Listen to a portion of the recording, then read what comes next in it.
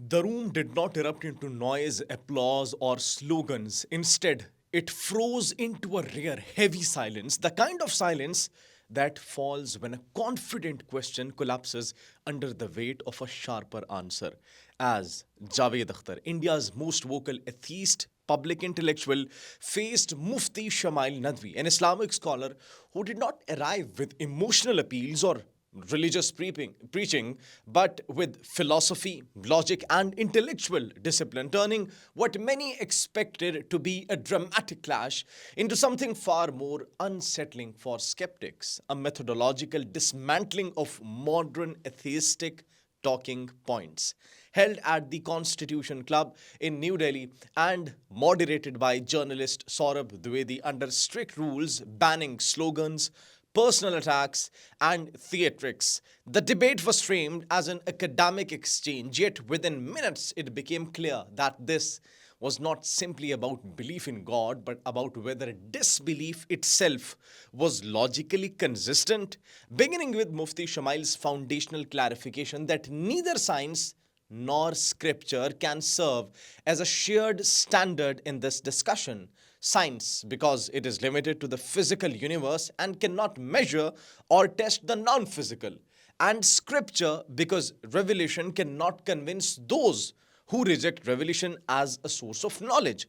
And therefore, the only common ground left was philosophy. From there, Mufti Shamail introduced the contingency argument, calmly explaining that everything in the universe is contingent, dependent, caused, unable to explain its own existence, and that an infinite chain of dependent causes is irrational, which logically necessitates a necessary being, eternal, independent, intelligent, powerful, not bound by time, space, or matter.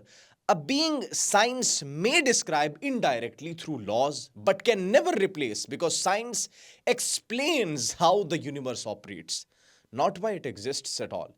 Javed Akhtar countered with history, arguing that gods have changed over time, civilizations have abandoned old beliefs, and religion is declining in parts of Europe, suggesting that faith is temporary and socially constructed. Yet, Mufti Shamail did not chase historical examples but instead focused on logical foundations, allowing Akhtar to move to what he clearly believed was his strongest emotional weapon: human suffering, Gaza, wars, dying children, hunger, injustice, asking why God remains silent and whether such silence makes God complicit in evil, a moment that visibly resonated with the audience until Mufti Shamail reframed the entire argument with devastating clarity, stating that life itself is a test, like an examination paper containing both correct and incorrect options.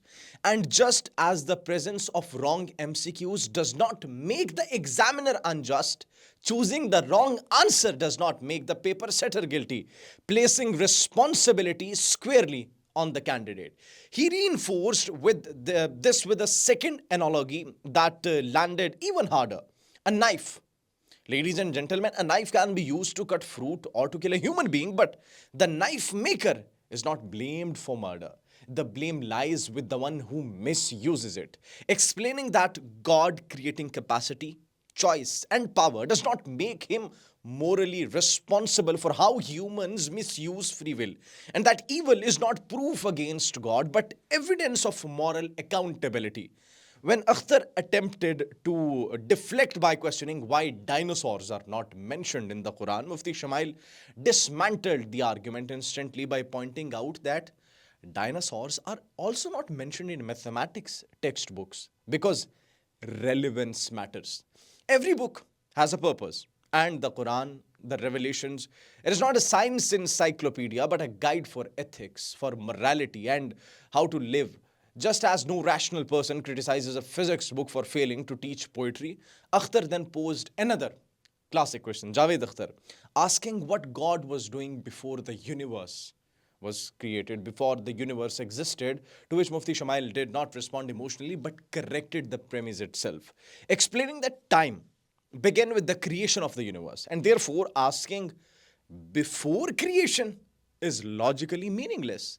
Like asking what exists north of the North Pole, because one cannot apply time where time itself did not exist. When Javed Akhtar argued that God's existence cannot be proven because he cannot be seen or detected, Mufti Shumail responded with a precise analogy again. A metal detector cannot detect plastic. But failure to detect plastic does not mean plastic does not exist. Exposing the flaw of using physical tools to measure the supernatural and highlighting the limitations of human perception, the debate reached its sharpest moment when Akhtar claimed morality is decided by majority consensus, prompting Mufti Shumail to invoke Nazi Germany and ask whether genocide became moral because the majority approved it. And when Javed Akhtar replied that many at the time believed that it was right, Mufti Shamil delivered the decisive counter that stunned the room. If majority decides truth, then the global majority believes in God. So why reject majority opinion here? Revealing a contradiction Akhtar did not escape from throughout the exchange.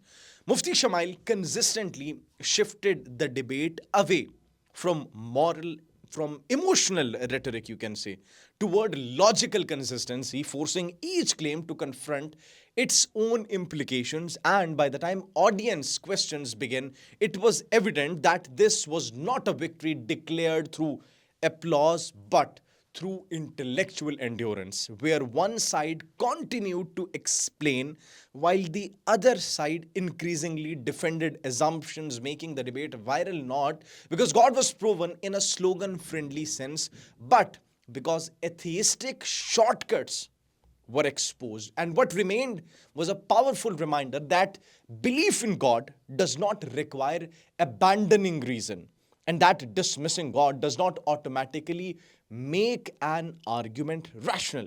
So, who won this debate? That depends on what you were listening for. If you were looking for slogans, emotions, or applause, maybe you didn't hear a winner.